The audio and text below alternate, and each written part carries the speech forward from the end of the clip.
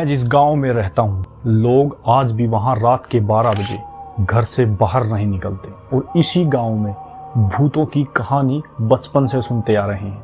तो आज की कहानी हम किसी दूसरे गांव की या किसी शहर की नहीं, बल्कि मैं अपने गांव की सुनाने वाला हूँ। मेरे गांव में कहते हैं, रात को कोई घर से बाहर निकलता तो कहीं ना कहीं कुछ ना कुछ ऐसी चीज़ उसे दिखाई देती है जो पूरी ज़िंदगी वो भूल नहीं पाता। तो मेरा गांव है हरियाणा में रोहतक ज़िले के पास एक छोटा सा गांव भरान, जहां पर हम बचपन से भूतों की कहानियां सुनते आए हैं। यहाँ पर कहते हैं, अगर रात को कोई घर से निकल जाए तो उसे कोई ना कोई ऐसी चीज़ दिखाई देगी जिसे देख के वो पूरी ज़िंदगी नहीं भूल सकता। तो आज की कहानी मैं अपने एक ऐसे दोस्त की सुनाने वाला हूँ जिसने मुझे ये बताते हुए भी वो बुरी तरह डर रहा था कहीं वो चीज़ उसके आसपास ना खड़ी हो। तो ये कहानी है 2 साल पहले की। जो मेरा एक दोस्त सचिन था, वो पूजा पाठ काफ़ी करता था और मेरे गांव में बहुत सारे भगत हैं। और मेरे गांव में मतलब ये मानो कि एक घर छोड़ के एक भगत है जहाँ पर यही काम किया जाता है। किसी में कोई आत्मा घुस गई हो या किसी को कोई भूत प्रेत की दिक्कत हो तो यहाँ पे उन चीज़ों को ठीक किया जाता है। तो सचिन को भी इन चीज़ों का काफ़ी शौक था। यहाँ पर दूर दूर से, शहरों से, गांव से मेरे गांव में इन्हीं चीज़ों का इलाज करवाने के लिए आते हैं। तो सचिन को इन चीज़ों का काफ़ी शौक था और वो ऐसे ही घर पे बैठा हुआ था। तो उसके दोस्त ने उसको रात को 8 बजे फ़ोन किया। उसको फ़ोन करके ये बोलता है कि घर पे आ जा, आज रात हम एक चीज़ को निकालने वाले हैं।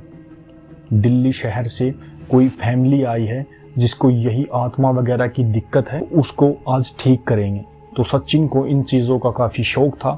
वो रात को ही 8 बजे घर से निकल लेता है और वहाँ पे जाने के बाद बैठता है।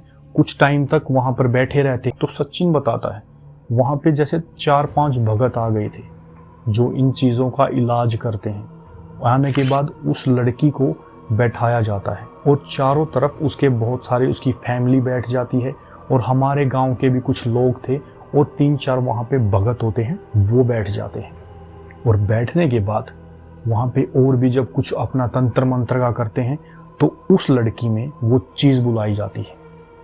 बुलाने के बाद अचानक से वो जोर जोर से चिल्लाने लगती है, बुरी तरह चिल्ला रही है और उस भगत ने उसके बाल पकड़ रखे हैं और उससे जोर जोर से चिल्ला चिल्ला के पूछ रहा है, तू कौन है और क्या करने आई है। तो उस लड़की में एक अजीब सी आत्मा थी जो बुरी तरह चिल्ला रही थी और उस लड़की की आंखें ऐसी हो गई थी मानो उसकी काली पुतली है ही नहीं, पूरी आंखें सफ़ेद। और मैं वहाँ पर देख के काफ़ी डर जाता हूँ और मैं किसी को कुछ बोलता नहीं, लेकिन एक कोने में बैठा रहता हूँ। मैं ये सब चीज़ें देख के बस यही सोच रहा था, शायद ये सब वहम होगा, ये सब नहीं होता, अपने शरीर का एक ऐसे ही हो जाती है दिक्कत, अपने माइंड की प्रॉब्लम है। लेकिन मैं काफ़ी टाइम तक ऐसे बैठ के देख रहा था। अचानक से 2-3 भगत उठते हैं और उसको ज़ोर ज़ोर से चिल्लाते हैं कि तू कौन है, निकल जा निकल जा। लेकिन वो पूरी तरह से उसके अंदर घुसी हुई थी और उसने बताया कि मैं इन्हीं के घर से हूँ। कई साल पहले उनके घर में एक मौत हो गई थी जो उसकी दादी थी और वो उसी लड़के में आ रही थी। लड़की को काफ़ी परेशान कर रखा था, पूरी फैमिली को परेशान कर रखा था, लेकिन वो जाने का नाम नहीं ले रही थी। तो वहाँ पर काफ़ी देर तक बैठे रहते हैं और उसको ज़ोर ज़ोर से मंत्रों की शक्ति से और भी कुछ तंत्र मंत्र करते हैं, कोई उतारा रखते हैं, लेकिन वो उसके शरीर से नहीं निकल रही थी। तो काफ़ी देर बैठने के बाद मैं बीच में बोल पड़ता हूँ। मैंने सिर्फ इतना ही बोला था कि इसके शरीर से निकल जा, क्यों बेचारी लड़की को परेशान करके रखा है। और मैंने जैसे ही उसको ये बोला, वो अचानक से मेरी तरफ देखती है।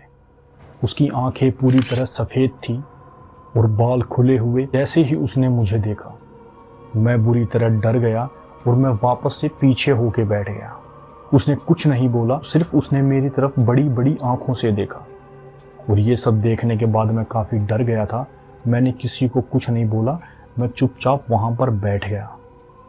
और जैसे ही काफ़ी टाइम हो गया था तो वो चीज़ उसके शरीर से निकलने का नाम नहीं ले रही थी। तो वहाँ पे जो भगत थे उन्होंने बोला कि आज रहने देते हैं, कल फिर बैठेंगे, कल फिर देखते हैं इसको।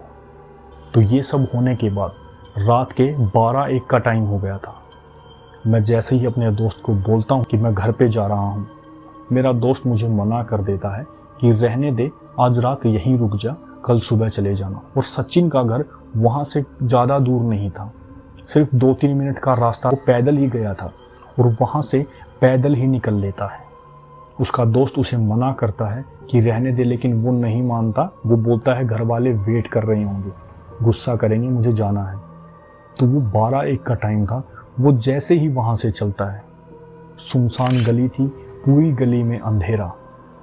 अचानक से सचिन ने बताया कि मुझे ठंड लगने लग जाती है और शरीर का रोआं रोआं खड़ा हो जाता बुरी तरह। मुझे एक अजीब सी ऐसी महसूस होता है कि जैसे मेरे आसपास कोई है। और ये सब महसूस होने के बाद मैं सोच रहा था वापस चला जाऊं, लेकिन ऐसे जा नहीं सकता, तो मैं घर पे निकल लेता हूं कि देखा जाएगा जो होगा। जैसे ही मैं धीरे धीरे चल रहा था, मेरे पीछे एक पायलों की आवाज़ आ रही थी और वो आवाज़ जैसे ही मैं रुकता तभी रुक जाती। मैं काफ़ी देर तक चला। मैंने जैसे ही पीछे मुड़ के देखा, कुछ नहीं था, लेकिन मैं चलता 2 कदम, वो 2 कदम पायलों की आवाज़ आती। मैं काफ़ी डर गया था।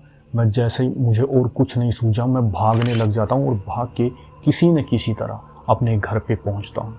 घर पे पहुँचने के बाद सचिन ने बताया कि उनकी एक बैठक है, वो वहाँ गली में ही सोता है बैठक में।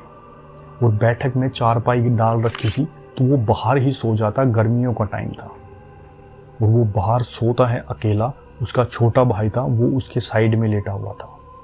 तो सचिन ने बताया, जैसे ही मैं चारपाई पे लेटता हूँ, मुझे ऐसा महसूस होता है जैसे मेरी चारपाई पर कोई और बैठा है। लेकिन मैं ये सब इग्नोर कर देता हूँ क्योंकि मैं अपने घर पे आ गया था और मुझे इसके बाद डर नहीं लग रहा था। लेकिन मैं जैसे ही लेटा रहता हूँ कुछ देर, मुझे अजीब से फिर से वही पायलों की आवाज़ आने लगती है, जैसे कोई मेरे आसपास जा रहा हो और आ रहा हो। ये सब देखने के बाद मैं बहुत बुरी तरह डर गया था कि वही पायलों की आवाज़ मुझे फिर से आ रही है। मैं जैसे ही अपनी चारपाई पे बैठता हूँ, आसपास देखता हूँ, लेकिन कोई नहीं था। और देखता हूँ मेरे पास में कुत्ते ज़ोर ज़ोर से भौंक रहे हैं, लेकिन वहाँ पर कोई नहीं था और कुत्ते मानो बुरी तरह भौंक रहे हैं। पूरी गली के कुत्ते वहीं पे खड़े हैं। तो ये सब देख के मैं काफ़ी डरा रहा। मैं पूरी रात नहीं सोया। मैंने पूरी रात जाग के काट दी। और जैसे ही 5 बजते हैं, मुझे तब नींद आती है और मेरी 8 बजे आँख खुलती है। आँख खुलते ही मैं देखता हूँ कि मुझे बहुत ज़ोर से बुखार हुआ है और बुखार में मेरा शरीर मानो बुरी तरह तप रहा था। मैंने घर वालों को बताया, तो मैं डॉक्टर के पास जाता हूँ, इंजेक्शन वगैरह दवाइयाँ लेके आता हूँ। लेकिन 10-15 मिनट तो मुझे आराम रहता है, उसके बाद फिर से मेरी तबीयत ज़्यादा ख़राब होने लगती है। मैंने घर वालों को ये सब नहीं बताया कि मेरे साथ रात को क्या हुआ, लेकिन सचिन ने बताया। उसके दिमाग में कहीं ना कहीं ये बात आ गई थी कि वहाँ से कुछ ना कुछ चीज़ तेरे साथ लगी है और ये दिक्कत वहीं से हुई है।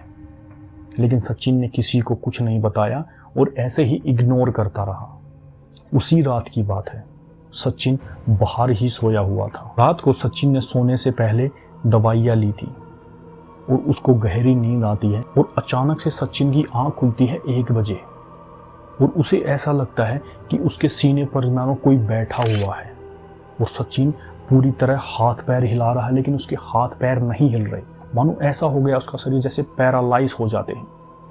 सचिन बुरी तरह घबरा जाता, जोर जोर से चिल्लाता है, लेकिन किसी को कोई आवाज़ नहीं आती। उसके हाथ पैर काम करना ही बंद कर गए थे। सचिन कुछ देर तो ऐसे ही चिल्लाता रहा, लेकिन अचानक सचिन ने बताया कि मैं एकदम ठीक हो गया और मुझे कुछ नहीं सूझा। मैं तभी अंदर भाग जाता हूँ। वहाँ पर उसके भाई भी लेटे हुए थे, उसकी माँ भी थी। तो उनको जाके बताता है कि मेरे साथ ऐसा ऐसा हुआ है। तो वो घर वाले यही बोलते हैं, ठीक है तू आज रात अंदर सो जा। और जैसे ही वो अंदर लेटता है, किसी को कोई आवाज़ नहीं आ रही, लेकिन सचिन को वही पायलों की आवाज़ आ रही थी। और जैसे ही सचिन आंख बंद करता है, जिस लड़की में वो आत्मा घुसी हुई थी, उसी लड़की का चेहरा उसके सामने आता है। बुरी तरह उसकी आंखें सफ़ेद और बाल खुले हुए, और ज़ोर ज़ोर से चिल्ला रही है, तूने मुझे ऐसा बोला क्यों? तू बीच में क्यों बोला? अब तू नहीं बचेगा, अब मैं तुझे भी साथ लेके जाऊंगी, तेरे शरीर में भी अपना घर बनाऊं। उसे जोर जोर से यही बोल रही है और सचिन पूरी तरह से ऐसा लेटा हुआ और जोर जोर से चिल्ला रहा है और उसके घर वाले उसको उठाने की कोशिश कर रहे हैं, लेकिन सचिन मानो पूरी तरह सपने में एक दबा हुआ है। तभी अचानक से उसके ऊपर पानी डाला जाता है। तभी सचिन को होश आता है। ये सब देखने के बाद घर वाले काफ़ी डर जाते हैं। तो अगले दिन सचिन को उसी घर में लेके जाते जहाँ पर उस लड़की को लाया गया था। वहाँ पर उन्हीं भक्तों से पूछते हैं कि इसके साथ ऐसा ऐसा क्यों हो रहा। तो उन भक्तों ने बताया कि वो चीज़ पूरी तरह से ख़त्म नहीं हुई है और कहीं ना कहीं हमें ऐसा लगता है वो चीज़ इसके शरीर में है, क्योंकि जब से इसको ये दिक्कत होने लगी है वो लड़की बिल्कुल ठीक है। तो ये ऐसा ही हुआ था, उस लड़की से वो चीज़ निकल के सचिन के शरीर में जा चुकी थी। तो वहाँ पे उसके साथ भी वही किया जाता है, उसको बीच में बैठाया जाता है और आसपास उसके 3-4 भगत बैठते हैं और वो अपने तंत्रों मंत्रों से उस चीज़ को निकाल के एक हंडी में रख के उसको दबा दिया जाता है कहीं बाहर जाके। उस दिन के बाद सचिन ने बताया कि मैं ऐसी जगह पे कभी नहीं गया और मैं दूर से ही हाथ जोड़ लेता हूँ, क्योंकि कहीं ना कहीं अगर तुम किसी चीज़ को बिना वजह के कुछ रोकते हो टोकते हो तो वो आप पे भी इम्पैक्ट गिर सकती है।